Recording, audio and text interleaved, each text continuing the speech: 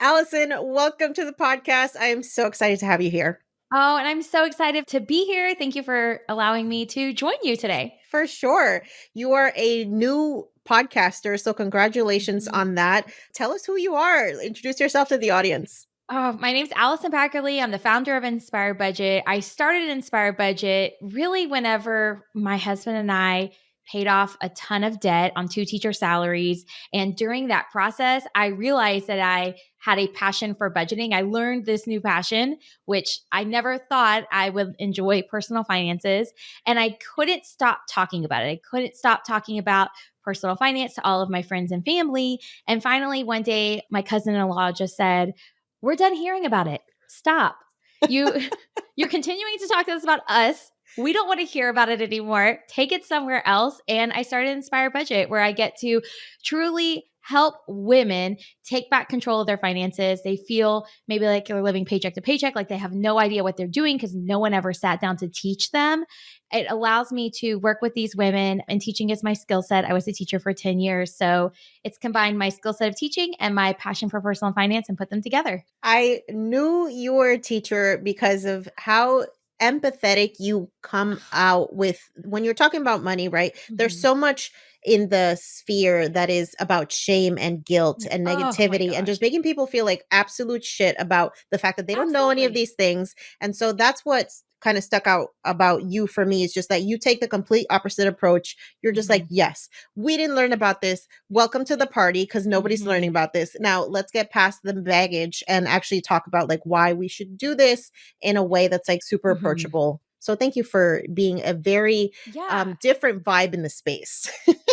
Well, and that was one thing, like, when I first got started, I followed Dave Ramsey, and I was like, "Why do Ah, I feel like shit about myself all the time? Why do I feel like I'm a terrible person, and I'm dumb, and I'm stupid?" And I realized it's because those were the voices I was following, and I realized that, hey, and really truly my mom helped me realize, like, you're not dumb for having made these life choices because you don't know what you don't know until you know it. mm, And that's the thing. I took out a ton of student loan debt. I used it for things other than student loans. We were not smart with our money. And it's not because I was sitting there thinking, ha ha ha, I want to live this life where I don't ever build wealth. It was because I wasn't aware. And yeah. once you're aware, you can let go of all of those past money choices and move forward. And that's what I did. And that's what I want to help other women do. Yes, I love that. Okay, so let's go back in history. Let's go back in time. I want to know about little Allison, what she did or didn't learn about money growing up. What was the vibe around money when you were Mhm. growing up, and how did that influence you as an adult? I always think that perception is reality. And I think now that I know, now that I'm older, I realize that my perception of our life when it comes to money in my childhood might have been different than the reality, but I was a child.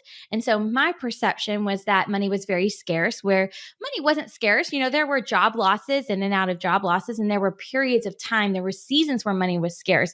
But for some reason, I hung on to that perception and I let it be my reality for my entire childhood. So there were arguments about money. I mean, you know, whenever anyone loses a job, whenever there's struggle financially in a family, there's going to be tension around it. And I held on to that. I clung to that. And what it did as an adult was it caused me to be very uptight about my money and very controlling, especially in my marriage. I wanted to know exactly every single thing, what was happening, what was going on. I wanted to call the shots because my perception of my childhood was it was a huge struggle, which I know now, you know, just from an adult that there's privilege there. And maybe it wasn't as much of a struggle as little Allison made it out to be, but still that perception caused me to kind of have these issues as an adult. But thankfully, I have a husband who's very laid back and doesn't let me necessarily take control of everything, but allows me to maybe feel like I have control of most of everything. And sometimes that's all you need. Yes, exactly. So let's talk about your career and how you got to where you are Mhm. today. So you said you started off as a teacher. Were you teaching Mhm. math or were you teaching money or what were you teaching? I remember in college, I took a math class and I thought, I will never teach about math ever, ever. And here's the interesting thing is I ended up being a math teacher, an elementary school math teacher, and I was a very good math teacher because I had the empathy because I knew what it was like to struggle in math. I struggled all my life in math, and I knew where misconceptions could lie because I understand why you're confused because it's confusing. And so I feel like the same thing is true with money. My husband and I got married, got pregnant on our honeymoon, and realized we couldn't afford daycare payments. So something had to change. And it was in the learning process that I thought, I hate this. I cannot stand it. And I grew to love it. And all of the misconceptions people have about budgeting, all of the beliefs they tell themselves, all of the lies they tell themselves, I told myself that same thing. So when I'm talking to a woman and she's telling me I'll be in debt forever, I'm like, I know that's how you feel, but that's not the truth. And so it Mm, allows me to really understand where people are coming from. got it. Okay, so I'm curious, what was your situation like financially when you came upon Dave Ramsey and figured, Mhm. this might be the solution for my problems? Right. So I actually grabbed his book years before I started my money journey. I was in a half price bookstore. I grabbed this book. I was like, this looks like something an adult would read. Has an old white man. Like, isn't this what, it seems like it's the right thing to do. And I got it. I never read it. And then when my husband and I were sitting at the kitchen counter, we realized we were pregnant. I was 24 years old. We didn't have leftover and any money left over at the end of the month to be able to pay for daycare. So we knew, okay, we have 9 months or really like 8 months to figure out how to free up $800 cash flow every month to be able to pay for daycare on 2 teachers. That was our thing. So we did read. I was like, well, I grabbed this book several years ago. Let's read it. And we read it. And there were things that I was like, no, I can't. I don't like what you're saying. Like the $1,000 emergency fund. I was like, and it was 2011 or 2012. I was like, this just doesn't sit right with me. There were things he was saying and doing that didn't sit right with me. But I also didn't know where else to go to. There was no Instagram. I didn't know. I remember Googling different things. I started listening to Farnoosh Torabi's podcast for inspiration and slowly kind of moved away from Dave Ramsey as I started to learn and be able to make decisions for myself. Because in the beginning, I was this sponge and I was soaking everything up. And I think that that's good, but I also think that can be harmful because thankfully I had enough sense to be able to say, you know what, I don't really like X, Y, and Z about what this person is saying. Let me go and research other things, hear what other people have to say about this, and develop my own way of doing things that will work for us instead of just blindly following this plan. And Mhm. that's what led me to decide to start Inspired Budget after we did pay off that debt. It led me to following different people and ultimately kind of breaking away from that initial influence. I knew enough about myself and the way I want to be treated, right? And the way I should be treated by even people that are giving me advice. I knew enough about myself and I knew that there were other options out there that I wanted to learn about. Mhm. I love that. Okay, so Mhm. let's talk about the debt and let's talk about how you began to implement that budget that would allow you to free up Mhm. that large amount of money in order to afford daycare. So, how much debt did you have? Where did it come from? And then walk us through the process of setting up your budget. What did you discover about how you were dealing with money and how did that change as you went along this process? Oh my gosh, that's a lot. So, we had $111,108.29 of debt combined on 2 teacher salaries. So we were making about 80,000 combined, maybe like 85 combined, and we needed to free up $800. That was our goal. So our minimum debt payments were $1,400 a month. So we said, okay, if we can look at our debt and try to tackle some of it between getting rid of some of our debt, which was mostly student loans and then car loans. My husband paid off credit card debt before we got married or right when we got married. And so we didn't have any credit card debt in the marriage. But if we can do that, then we can, between living on a budget and cutting back and getting rid of some of those monthly minimum payments, we can free up $800. And then once we free up $800, we'll figure out what to do from there. Right. Because that was my thing. Like we have this much time to do this task. And it started with writing a budget for me. writing a budget because I am a spender. I love to spend money. It is my love language. I love gift giving. I love giving other people gifts. I don't like to receive. I want to give gifts. It's very much my love language. And I love to spend money. Just the moment when you walk through the doors of a store and you just feel like the lights, just like the heavens shine down and it's just like your oyster. I love it. I love spending money. So I had to learn how to make sure that I wasn't overspending, rein my desires in, and ultimately learn to spend on what is most important to me and cut out the rest. Because before I was spending on anything and everything, and I could not identify what was most important to me. Everything was important. So by cutting back, I was able to decide, okay, well, what do I really want to spend money on? Because I don't need everything. What is it that I really want? How can I make sure I prioritize spending money on that? And what I've wanted to spend money on has changed over time. It is completely different than what I wanted 10 years ago. And I give myself the okay to make changes in what I want and what I'm working towards. That's such an important thing, and especially when you're tackling such a large amount of debt, like Mhm. celebrating those milestones and Yes. rewarding yourself is essential to stay motivated, I think. Oh, yes. I mean, it took us 4.5 years. To me, looking back, I'm like, oh, it wasn't that long. But when you're in the moment, yes, it is freaking long and it is treacherous and you want to quit, you want to stop. And then when you're done, it's like I feel like people that pay off debt, sometimes they forget what it feels like in those moments where you're having the FOMO, where you feel like you get nothing, which is why it's important to allow yourself to have spending money, to allow yourself to take little mini vacations if that's what's important to you. Make sure you're doing it because who wants to live this life miserably? Yeah. But you can still live a full life, live on a budget, pay off debt, invest, and do everything. Absolutely. Okay, so let's talk about the struggle, right? Because that 4-year period can feel, I'm sure, like, oh my God, when is this going to be over? Mm-hmm. How did you stay motivated? And what was maybe like a mistake that you made in your journey? Because we never get it right the Yeah. first time. Oh, no, we never do. One of the mistakes I made was I would write budgets that looked completely perfect on paper, but did not match my life at all. I mean, here's the truth. I don't like to cook. I know you have a cooking blog. I do have something You going for me when it comes to staying on budget. Yes. So you have that. I don't like to. So I would make plans to only spend $50 in 1 month on restaurants.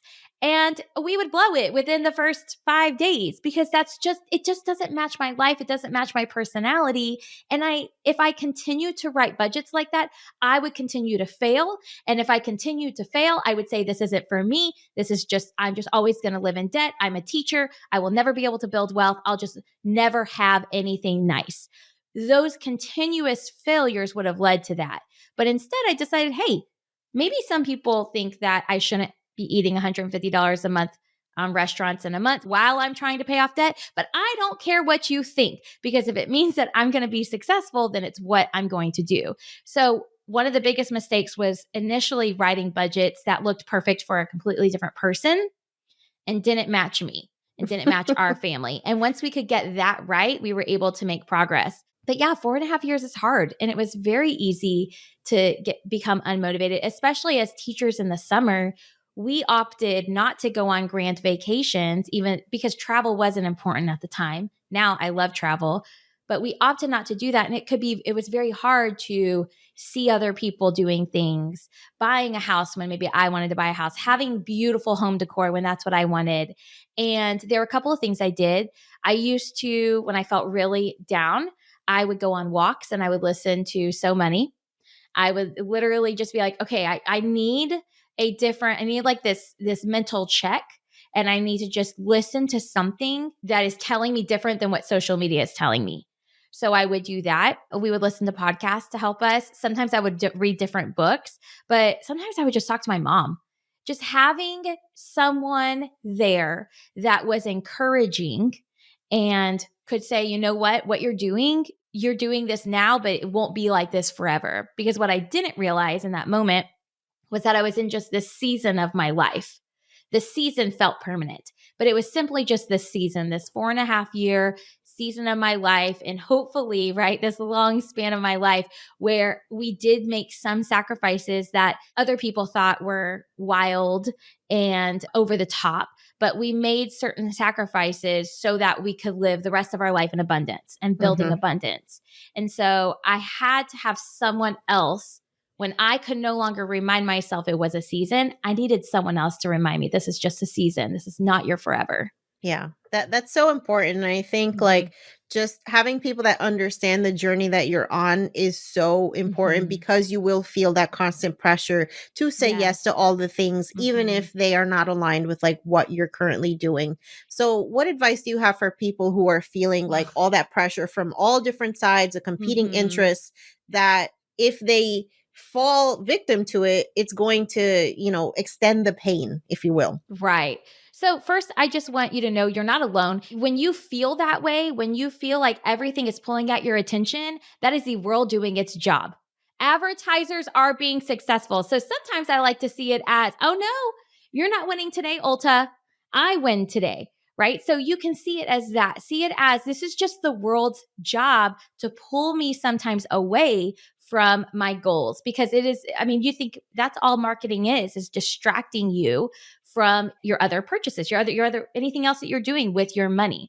So first seeing it like that and realize that this is normal. You are normal. And then to give yourself grace when you do mess up because it's not like we stayed on a budget perfectly all of these years, but I also didn't get down on myself, name call myself, put shame on myself when we did ultimately mess up because we are human. So I would say don't sit in the feeling of doubt and uncertainty and mistakes. When you make those mistakes, don't sit in that place. Accept it. Say, I made my choice. However, I have the choice now to make a different choice in the future, to learn from it and move on. And then I would say that, like you said, surrounding yourself with people is so important. Sometimes none of our in person family, friends, people we know and have in our phones, their contacts, sometimes none of them understand. And sometimes what you're talking to about them might make them uncomfortable because they realize that maybe there's something they need to be doing different and maybe they're not ready to do that.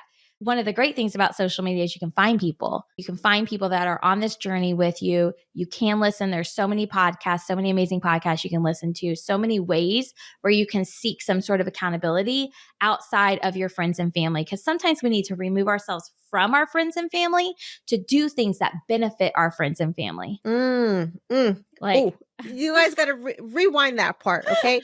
Rewind that part because that was a freaking gem, right? It's like, you can still love the people around you, mhm. but also understand that for the season that you're in, not the best influence doesn't mean they have to go Mhm. away. It just means you have to curate your environment to allow you to be successful. Yes. And same thing, like I talk to a lot of people who have spouses that are not on board. And I always tell them, you don't need a husband to be on board to write a budget. You do not need his permission. You do not need their permission. But sometimes you have to do things for you without their support sometimes for them to realize, oh my gosh, what you're doing is working. I now want to be on board. And don't feel guilty for that. Do not feel guilty for doing things that are going to benefit you, your family, and your life. It's so true, and it reminds me a lot of, like, the weight loss journey, like, everybody Oh, wants to find out, like, "How did you lose 25 pounds?" But mhm. then when you explain to them, "Oh, like, it took a lot, like, I had to restrict my calories, I had to Yeah. change my diet, I had to exercise," then they're just like, "Oh, Oh. uh" Is there something else? Is there a pill I can take? Right. And it doesn't work like that, y'all. With money, No. with health, with fitness, Mhm. like with building wealth, it takes time, it takes I discipline, and know. it's going to take starts and stops and messing up and trying things until you find the right formula that works for you. And I think what Exactly. stresses a lot of people out about budgeting is this idea that there's only one way to do it. Oh. I thought that for the longest time that, like, if I couldn't embrace the zero-based budget, I was destined to Mhm. fail.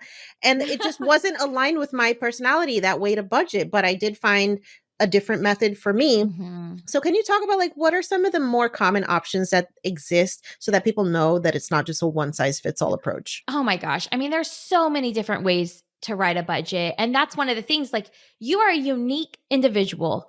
If you have a family, you are a unique family. You're going to get paid different amounts on different timetables, sometimes different amounts varying every single paycheck. What makes you think we need this cookie cutter version that is going to work for everyone? That is nonsense. So yes, you have to find a unique way to do things. And sometimes that looks like using, for me, I love paper and pencil. I love paper and pencil. I budget per paycheck. It is the way that it works for me. However, other people want to use an Excel spreadsheet. Other people just want to use different checking accounts to separate their money. I think it's so important to realize that if you try one way and it doesn't work, let's say you try my way and it doesn't work, it does not mean that you are bad at budgeting. It means that that method didn't align with you. And ultimately, like, that should be a like celebration. Okay, great. We've checked that one off, tried it. Let's move on to the next one, because that means you're getting closer to finding what works for you. And that's totally okay. Yeah. So what does that look like from your, individual experience? Like writing things down for me, I feel like I will lose that piece of paper. Oh, How do you actually stay on budget, and how do you go throughout the month and like check things off and things like that? I personally write it down more than once because I don't know, something about if I physically write it, it sticks more for me. My husband, that's not how he works. That is not how he works. But I write a budget. We get paid every 2 weeks. I write a budget and it usually goes on the fridge because I want my kids to see a budget.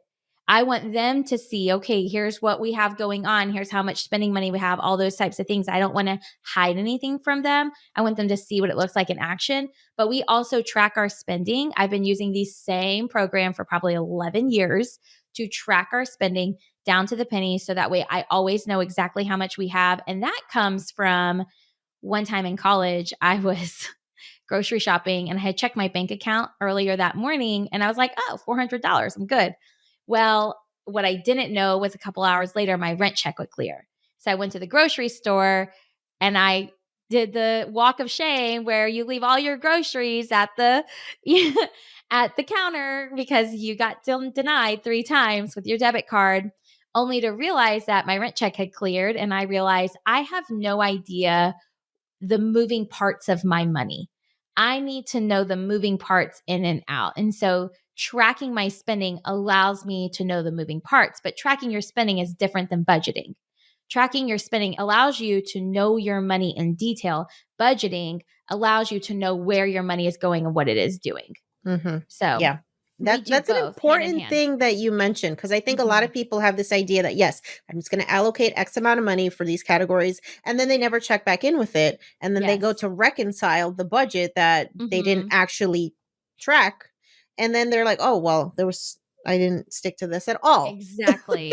Exactly. And so I write out a budget, I stick it on the fridge, and I'm going to tell you probably about 99% of the time, something happens. Something went wrong. We go wrong somewhere. And so I love writing mini budgets. And this can be done even just on a sticky note. I write out how much money I have left in my account, how many days until payday, and I just allocate that money. I'll say, okay, here's how much we need to spend on gas. We need to fill up our tank one time for each car. Here's how much we need to spend in groceries. And I'm able to not wait until the next payday to get back on track and instead realize, hey, I'm going to get off track because money is emotional. I am human and there's lots of unexpected things in life. So I'm going to anticipate getting off track. I can write a mini budget to get back on track. And then I'm not wasting days where I just live life recklessly with abandon and then realize that maybe I went into debt, I put too much on the credit card and having to dig myself out of that. Yeah, absolutely. Okay, so I'm curious, were you guys investing while you were paying off debt? Such a great question. And, we were introduced to Dave Ramsey. So, guess what the answer is? I'm gonna say no. Yes. So we were not. Now, we were two teachers, so we had pensions. Like, we couldn't touch that. It was required. So we were investing into our pensions, but with a Texas teacher's pension, you have no say in what that money does or where it goes. So really, it's just taken out of your account and put away. We were not investing, unfortunately. We did start soon after, I would say probably about 6 months after we became debt free, we started investing. So we started investing when I was about 28. right before I was 29. We Okay. opened up 2 Roth IRAs, all of that. But now we are diving deeper into investing. We're investing in index funds. And I know a lot of people will say I started too late. I feel like I started too late personally, but I feel like no matter what age you are, you can feel like you started too late. Oh, And I yeah. don't feel like the reason why people feel that way is because they actually did start too late, because it's math, right? You could always try your best to make it up, especially if you're starting at 28 like I did.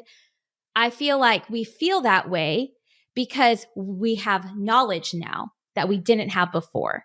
And the knowledge that we have about investing, about compound interest, about index funds, about the stock market, we realized there was a lack of knowledge before. So we automatically feel like we started too late. Yeah, that's such an important point and a Hmm. perspective that I hadn't thought about. But yeah, it's like Yeah. they say hindsight is 2020. So then you start Hmm. thinking about like, oh, well, if I just known this when I was like 18 years old, I Hmm. would have been a millionaire Exactly. by 30 and I could retire. But it's like, Exactly. there is no purpose. That is not a useful exercise. No, it's not. And that's what I was doing. I was 28 years old. I had this business and I'm thinking, why did I start so late? But it was just that I didn't know. I wasn't taking time to learn. 100% honesty, it was a lack of knowledge. But where do you get the knowledge? Well, you can read books, but so often now it comes from social media. People putting out little small tidbits to pique your interest, to get you to be willing to learn. Yeah. So that's where I feel like a lot of people, when they say that I'm starting too late, I'm behind, it's because now they know what maybe, and they think I should have done this sooner. Yeah, Mhm. absolutely. Okay, so are you still a teacher?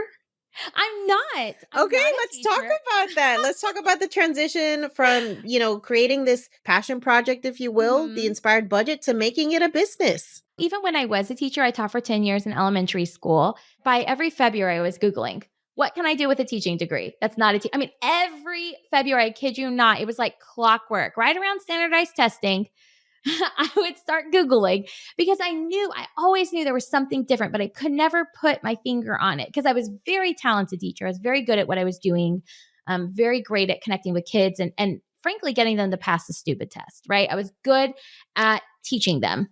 I always felt like there was something missing. So we pay off all of our debt. I'm still passionate about this. My cousin says, hey, Allison, we're done talking about this at family reunions. Every Easter, this is what you have to say. Shut up, and you need to go start a business. So she actually has an online business, a very successful one. And she kind of guided me along the way about a domain. And I said to myself, okay, I'm going to start this. And I know it's going to be hard because I have a full time job and I'm doing this on the side. I said, I'm giving myself 5 years, 5 years to replace my teaching income and do Inspire Budget full time. Because once I started, I knew this is what I was Googling every February for years. Like this was the answer to what I would always didn't know. I used to always say, I don't know what I want to be when I grow up.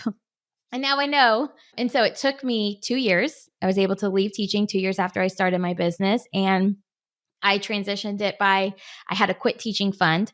All of my income minus my expenses and my taxes would go into this quit teaching fund. And I had money to be able to pay myself in case something went wrong. And we left. I mean, I left. My husband said, you know what? I think it's time.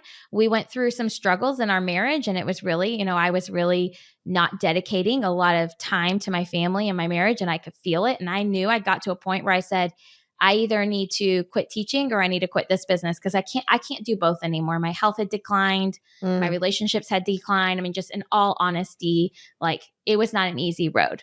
yeah. Something was going to fail. If I continued on the way I was going, something was going to fail. And so I said, you know what? I'm done with teaching. And I never looked back. It's been wonderful. And everything changed. Everything shifted after that moment. I appreciate you getting really real about the sacrifices Hmm. and the struggles that are part of this because I don't think enough people talk about that. Yeah. And yes, like your relationships will suffer if you are working Hmm. a demanding job like teaching and then coming home and spending Hmm. X amount of hours building your Yes. business, neglecting your family, like neglecting your Hmm. health. That is just a part of it. But if Hmm. you don't have an exit plan, that's when things Right. just spiral out of control, right? Yes. I really wish more people did talk about it because I always felt like something was wrong with me. I'll never forget when I was leaving Target, no, not Target, Kroger. And I had my oldest son, who was maybe 6 at the time. I had just gotten back from a conference. And I was working a lot. I was working until 5 o'clock as a teacher, and I would come home and I'd spend 2 hours with my family, and I'd work from 7 to 11. It was too much. And I remember him saying, "Why do you have to work all the time? Why are you always gone?" And I felt like Mm, my heart just broke on the Kroger parking lot floor. mhm. And I just thought, am I doing it right? Like, am I really messing this up? Yeah. Is this, am I alone here? Yeah. And I put him to bed that night and I thought, I am not going to let him look back and say my mom was a failure. Mm, I am not going to let him look back and say she abandoned us for this job.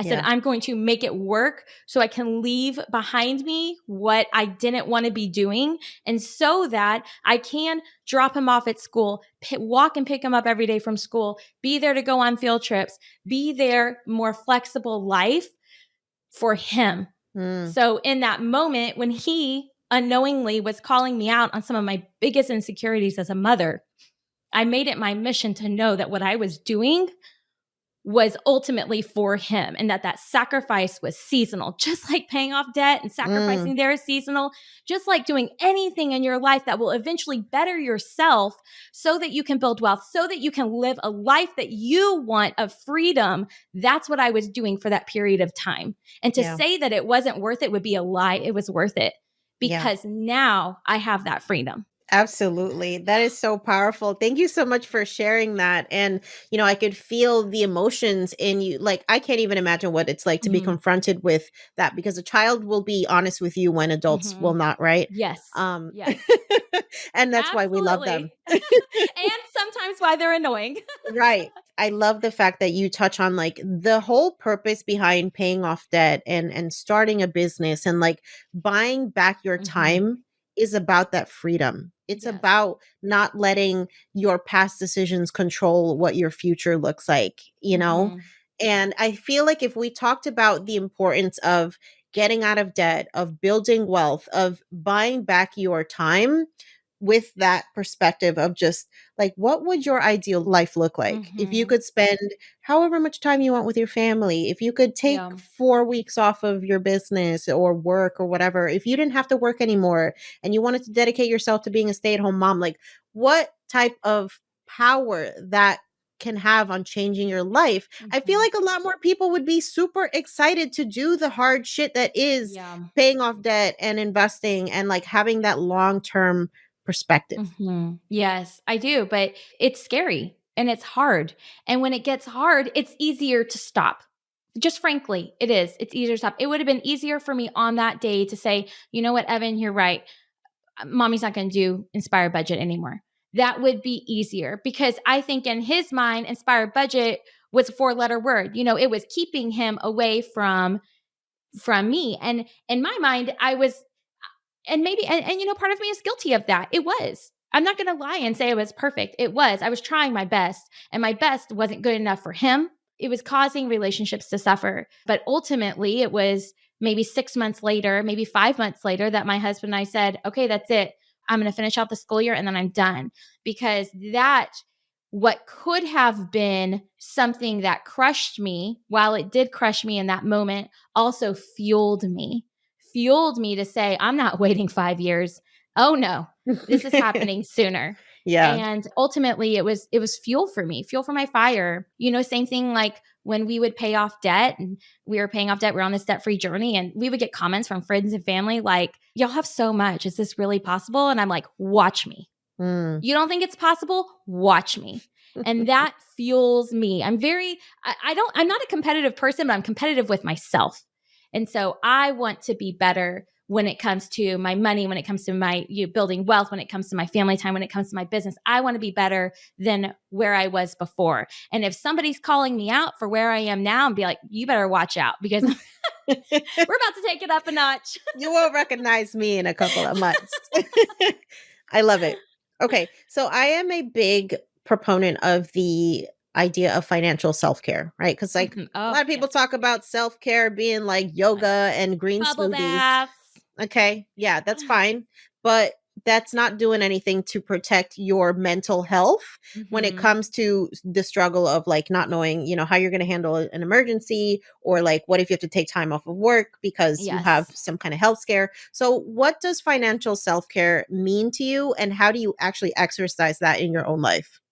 Financial self-care to me means knowing my truth in terms of what my money is doing, owning it, owning my actions, owning where I want my money to go, and making sure I'm prioritizing things that are most important. So, things that are most important for me is, our emergency fund is set. We're good there. What's most important for me is prioritizing my future, saving for retirement. Then, after that comes saving for kids' college because, I know I'm going to retire. I don't know if they're going to go to college. So Yes, I you need cannot to take make out sure. loans for retirement. No, absolutely you can't.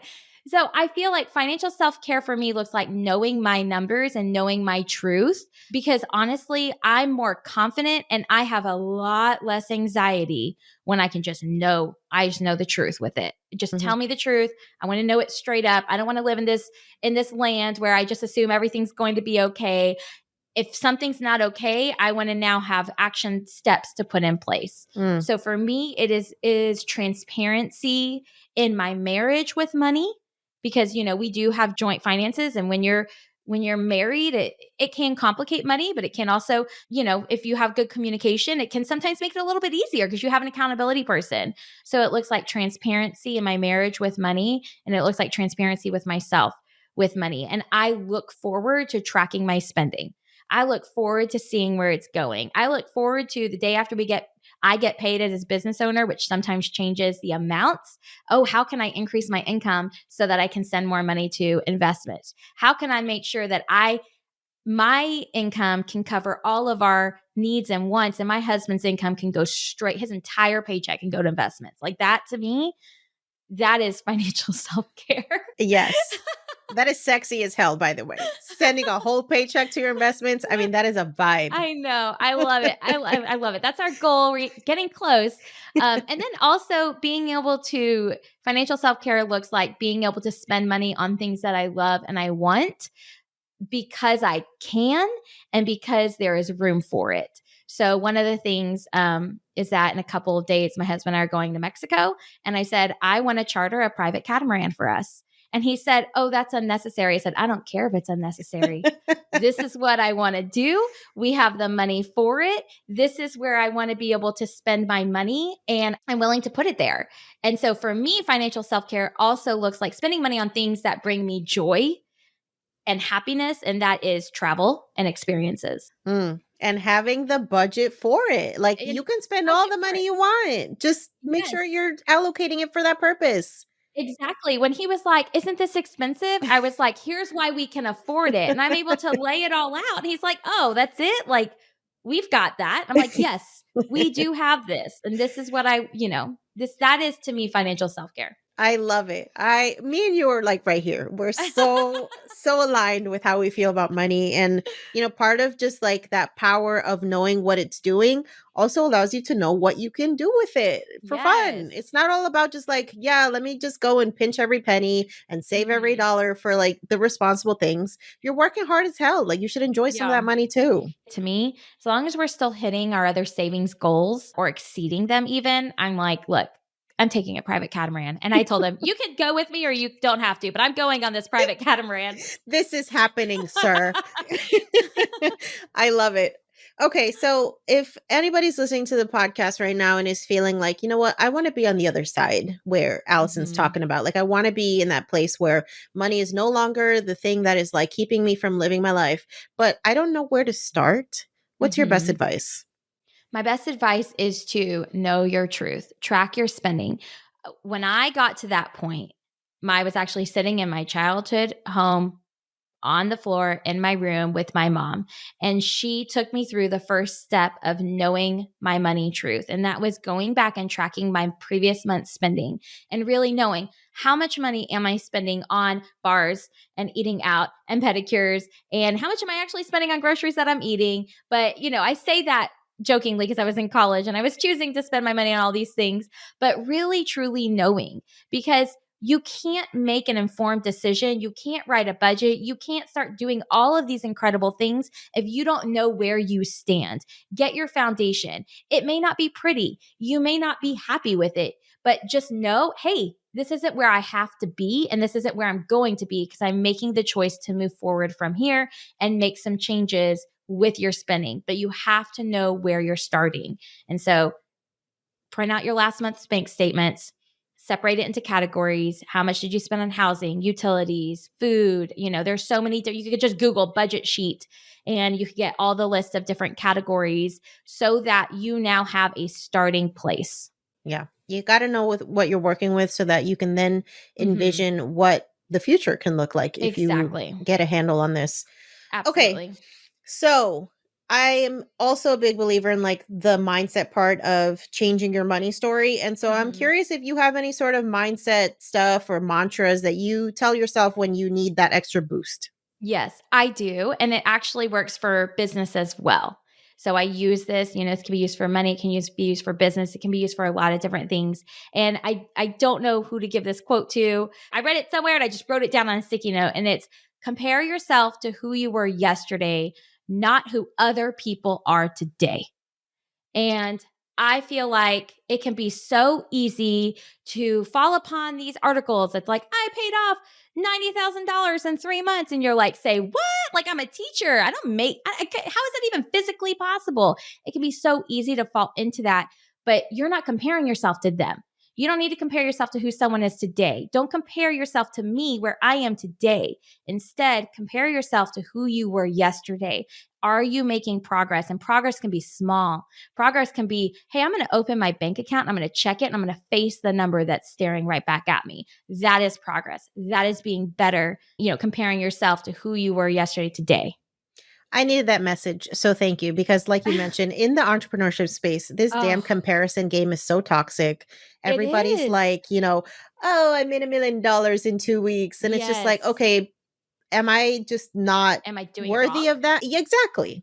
And it's toxic as hell. So sometimes I just have to unmute people. I have to mute people. Yes. I have to just block that shit out until I'm in a better headspace. And I think it's okay to acknowledge that.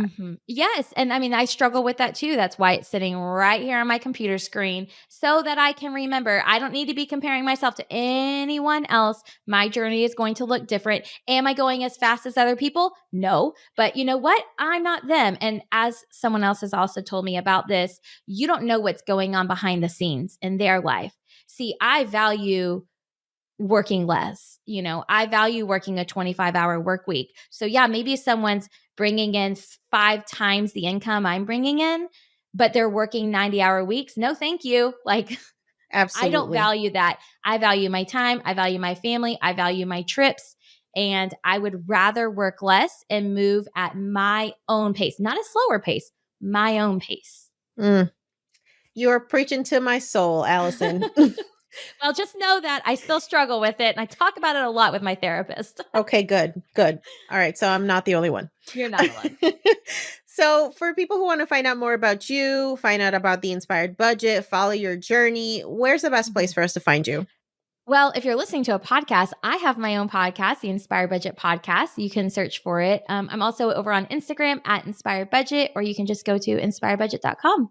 Awesome. And so for folks that want to reach out to you to work with you, what sort of services do you offer your clients? That's a great question. So I actually have a membership. It's called the Inner Circle, and it is where I walk you through basically starting from zero. Starting from zero actually looks like setting goals and dreams, identifying your limiting money beliefs, learning how to write a budget, learning how to pay off debt, learning how to get back on track because life is going to happen and you're not incapable just because you got a flat tire and you weren't prepared for it, right? So I walk people through, I offer accountability specifically to women. It's really a women's only group, accountability to women who might not have accountability elsewhere. And I just have this step-by-step program and we all work together and women pay off so much debt and they start investing and they truly change their lives through this program. So you can go to inspiredbudget.com. There's information right there on the homepage all about that, or send me an email, Allison at inspiredbudget.com. I love it. Thank you so much for being a very much needed voice of empathy and understanding in the personal finance space. I love everything that you're doing. Definitely check out the podcast, y'all, because if you love this episode, then you get so much more of her on that show. And just thank you for the work that you do. It's really inspiring. Oh, thank you so much. I appreciate it.